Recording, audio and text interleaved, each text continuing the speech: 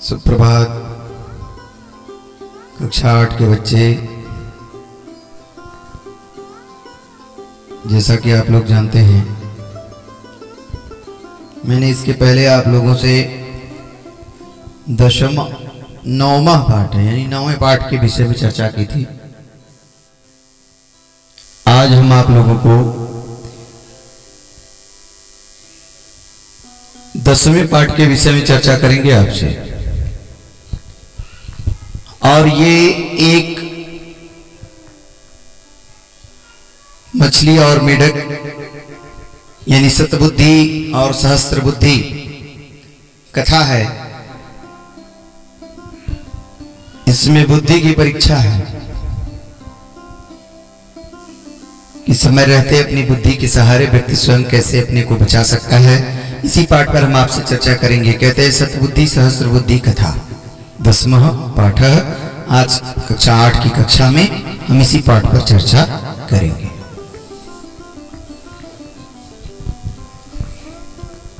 कहते हैं कस्मिश्चिद जलाशये सतबुद्धि सहस्त्र बुद्धि दो मत्स्यो निवसतः अस्मा।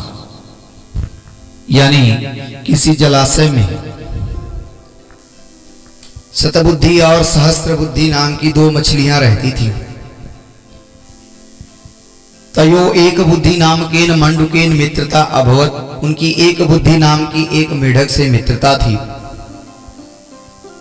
कहते हैं कदाचित जाल हस्तादिवार तम जलाय मुपगताम तेषु एक उधीवार अवदत।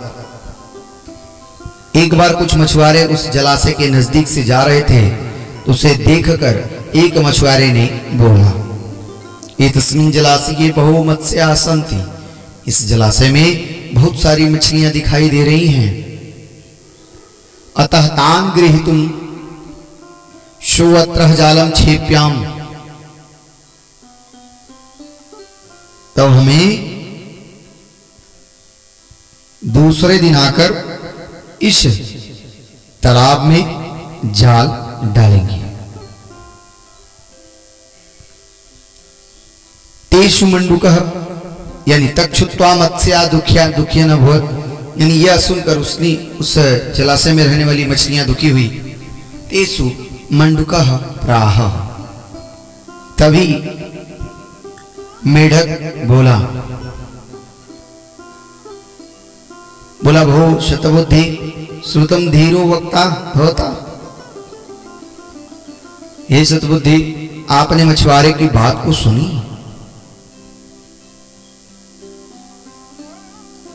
ततः किम कर्तव्यम पलायनम अवष्टंभो वा।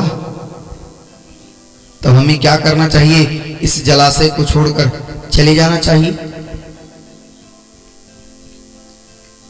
सतबुद्धि सहस्त्र बुद्धि अवदत। सहस्त्र बुद्धि बोला, कला मित्र मां भैषी केवलम वचन श्रवणादेव न भवितव्य। यानी केवल किसी के बातों को सुनकर डरना नहीं चाहिए। कहते हैं सर्पाणाम च खलानाम च सर्वेषु दुष्टचेतसाम अभिप्रायान सिद्ध्यति तनेदम वर्तते जगतः। कहते हैं इस जगत में व्याप्त सर्पों, खलों और दुष्ट चित्त वालों के अभिप्राय कभी पूरे नहीं होते। सतबुद्धि ने कहा कि तुम ठीक कहते हो, तुम सहस्त्र बुद्धि हो। सतबुद्धिरपि अकथयत साधोक्तम त्वया। तुम सहस्त्र बुद्धि हो, तुम ठीक कहते हो। त्वं सहस्त्र बुद्धियसि तव सदृशी बुद्धि कस्यापि नास्ति वचन मात्र स्वजन्म स्थानं न त्यज्यं। किसी के सुनने मात्र यानी भयभीत करने मात्र से अपने जन्म स्थान का त्याग करना नहीं चाहिए। उसके बाद कहते हैं अहम त्वं सुबुद्धि प्रभावेण रक्ष्यामि। मैं अपनी बुद्धि से, बुद्धि के प्रभाव से रक्षा करूंगा। मंडुका आह भो। मेढक बोला, अरे मेरी और तुम्हारी एक बुद्धि है।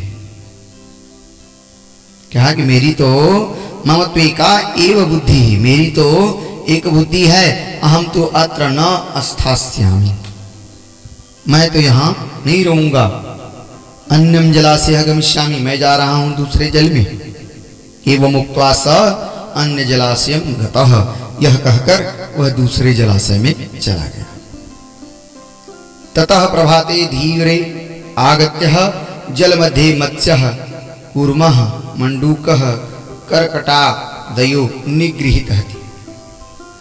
दूसरे दिन मछुआरे आए और जाल डालकर मछली, कछुआ, मेढक, केकड़े आदि को पकड़कर ले गए। शतबुद्धि सहस्रबुद्धि मत्स्यो अपि निगृहीतवान्। शतबुद्धि और सहस्रबुद्धि मछलियां भी पकड़ी गई। अपराह्णे दोपहर में सुखम गक्षतु धीवरेषु एकस्य शिरसि आरोपितम शतबुद्धि अपरहस्य हस्ते प्रलंबमानम सहस्रबुद्धि।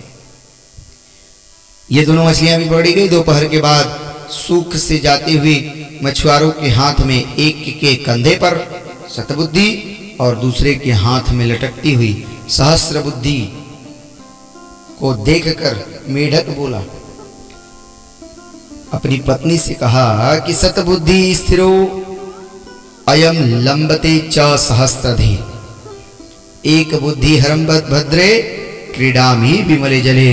यानी हे प्रिय, देख लो, एक के पास 100 बुद्धि और एक के पास 1000 बुद्धि होते हुए भी वे दोनों मछुआरों द्वारा पकड़े गए, और मैं एक बुद्धि होते हुए भी आज तुम्हारे साथ इस दूसरे जलाशय में सुखी हूं।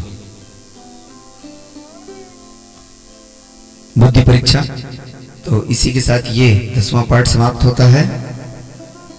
इसके बाद कक्षा 8 के बच्चे इस पाठ को सुनकर अपनी उत्तर पुस्तिका में ध्यानपूर्वक इसको लिखेंगे। धन्यवाद।